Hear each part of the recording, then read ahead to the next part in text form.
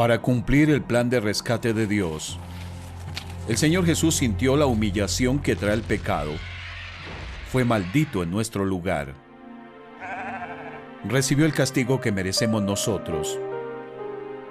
El día que Adán quebrantó la ley de Dios, Dios anunció que un día el Mesías aplastaría a la serpiente. Le había dicho a Satanás: te aplastará la cabeza, pero tú le morderás el talón. Esta antigua y misteriosa profecía sobre cómo Satanás mordería el talón del Salvador predecía la humillación y el dolor que el Cordero de Dios sufriría en la cruz al ser traspasado por nuestras rebeliones.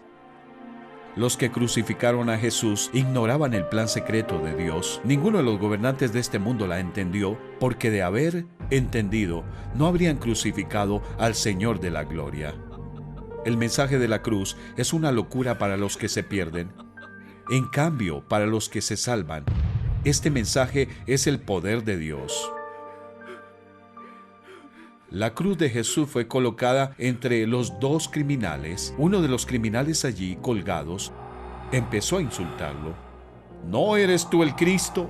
Sálvate a ti mismo y a nosotros. Pero el otro criminal lo reprendió. Ni siquiera temor de Dios tienes, aunque sufre la misma condena. En nuestro caso, el castigo es justo, pues sufrimos lo que merecen nuestros delitos. Este, en cambio, no ha hecho nada malo. Luego dijo: Jesús, acuérdate de mí cuando vengas en tu reino. Te aseguro que hoy estarás conmigo en el paraíso. Le contestó Jesús. El primer criminal solo quería salvarse de sus sufrimientos físicos. No creía necesitar un Salvador que muriera en su lugar. El segundo criminal también había insultado a Jesús, pero al enfrentarse a la muerte hubo un cambio en su corazón. Quería que el Señor le rescatara del reino de Satanás. Quería convertirse en ciudadano del reino de Dios, si el rey se dignara recibirle. La respuesta de Jesús no dejó lugar a dudas. Te aseguro que hoy estarás conmigo en el paraíso. Después de unas horas, ambos criminales murieron. Uno fue al infierno, el otro fue al paraíso. ¿Qué marcó la diferencia? Uno no puso su confianza en el Salvador Rey, el otro sí.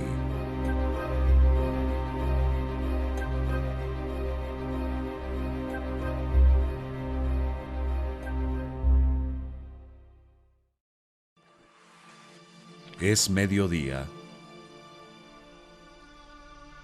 Jesús lleva 3 horas en la cruz. Llegan nubes oscuras y el día se vuelve como la noche. Los espectadores aterrados se dispersan. Un silencio inquebrantable cubre el monte.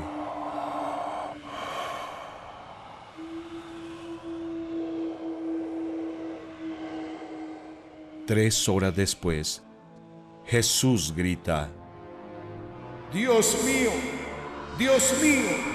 ¿por qué me has desamparado?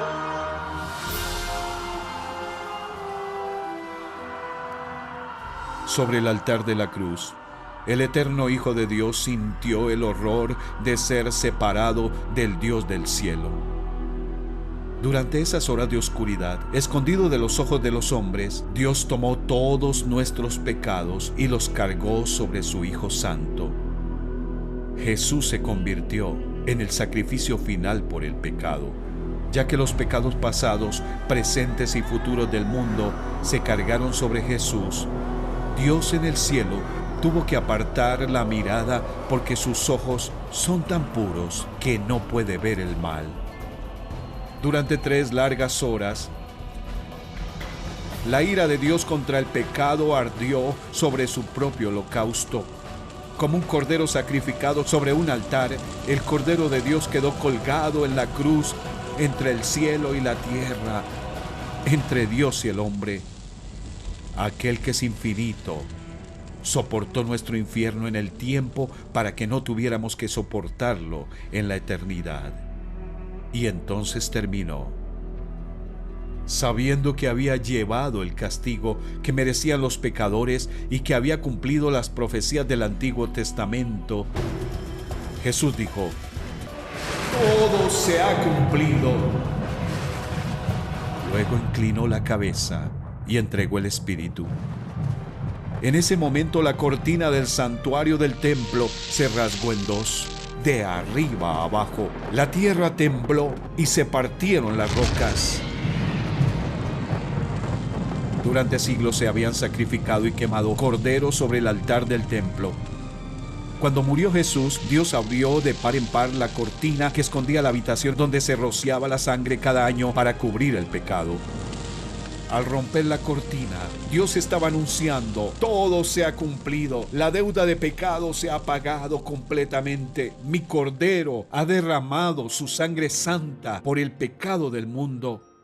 Ya no aceptaré más sangre animal por los pecados.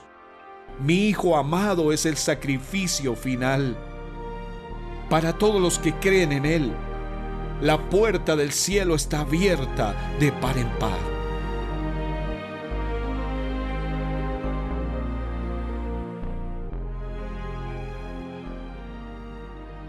700 años antes, el profeta Isaías escribió: pero Él fue traspasado por nuestras rebeliones y aplastado por nuestros pecados. Fue golpeado para que nosotros estuviéramos en paz.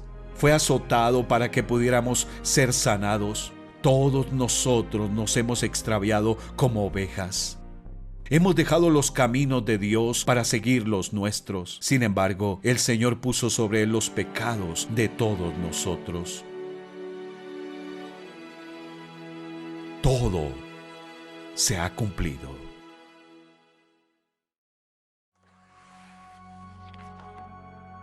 Jesús de Nazaret estaba muerto. Para asegurarse, un soldado clavó su lanza en el costado de Jesús. Al instante le brotó sangre y agua. Las esperanzas de los discípulos también estaban muertas. Al pensar que Jesús tenía que haber aplastado a los romanos y establecido su reino en la tierra, no habían entendido todavía su promesa de resucitar al tercer día. Normalmente se lanzaban los cadáveres de los crucificados a un vertedero de basura fuera de la ciudad o en una fosa común. Sin embargo, no fue así con el cuerpo de Jesús. 700 años antes, el profeta Isaías había escrito: fue enterrado como un criminal, fue puesto en la tumba de un hombre rico. Dios planeó que su hijo fuese sepultado en una tumba de honor. Al atardecer, llegó un hombre rico de Arimatea llamado José, que también se había convertido en discípulo de Jesús. Se presentó ante Pilato para pedirle el cuerpo de Jesús, y Pilato ordenó que se lo dieran. Antes de la muerte de Jesús, José de Arimatea y su amigo Nicodemo habían sido seguidores secretos de Jesús el Mesías. Temían a los líderes religiosos, pero después de ver a Jesús sufrir en la cruz, ya no tuvieron miedo.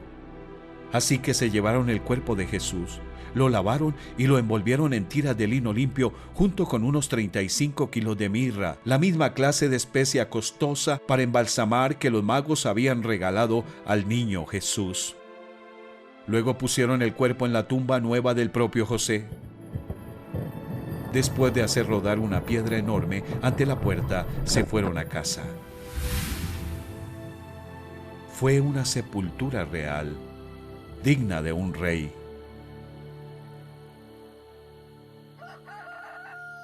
A la mañana siguiente, los líderes religiosos fueron a ver a Pilato. «Señor», le dijeron, «nosotros recordamos que mientras ese engañador aún vivía, dijo: a los 3 días resucitaré. Por eso ordene usted que se selle el sepulcro hasta el tercer día. No sea que vengan sus discípulos y se roben el cuerpo y le digan al pueblo que ha resucitado. Ese último engaño sería peor que el primero». «Llévense una guardia de soldados», les ordenó Pilato, «y vayan a asegurar el sepulcro lo mejor que puedan». Así que ellos fueron, cerraron el sepulcro con una piedra y lo sellaron y dejaron puesta la guardia. Mientras tanto, ¿qué pasaba con el cuerpo de Jesús dentro del sepulcro? Nada.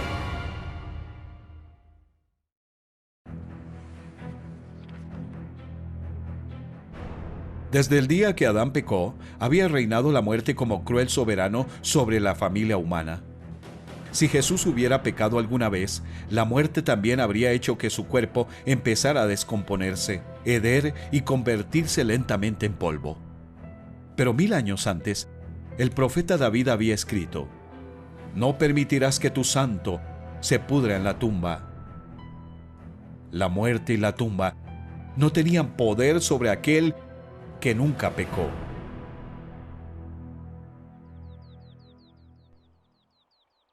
El tercer día después de la muerte y sepultura de Jesús, muy temprano, varias mujeres fueron a la tumba a presentar sus respetos. De repente,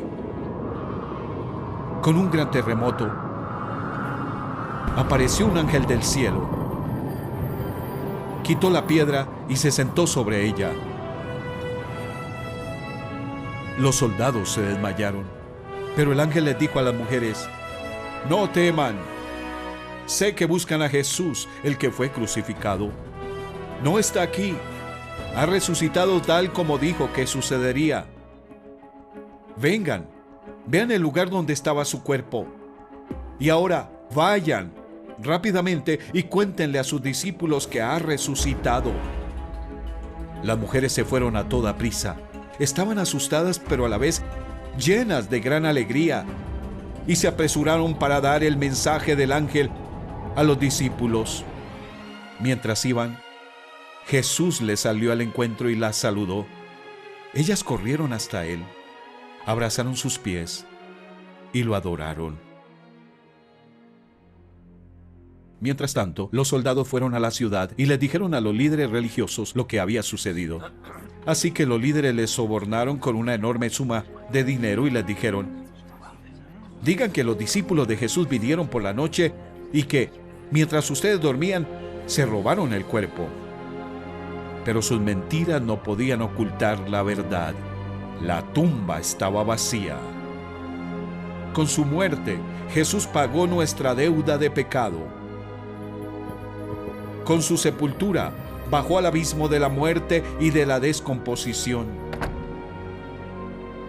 Con su resurrección, venció a la muerte y ahora dice: «No tengas miedo. Yo soy el primero y el último y el que vive. Estuve muerto, pero ahora vivo por los siglos de los siglos y tengo las llaves de la muerte y del infierno». Para todos los que creen estas buenas noticias, la muerte solo es la puerta que se abre a la presencia del Rey que anuncia: «Porque yo vivo, también ustedes vivirán».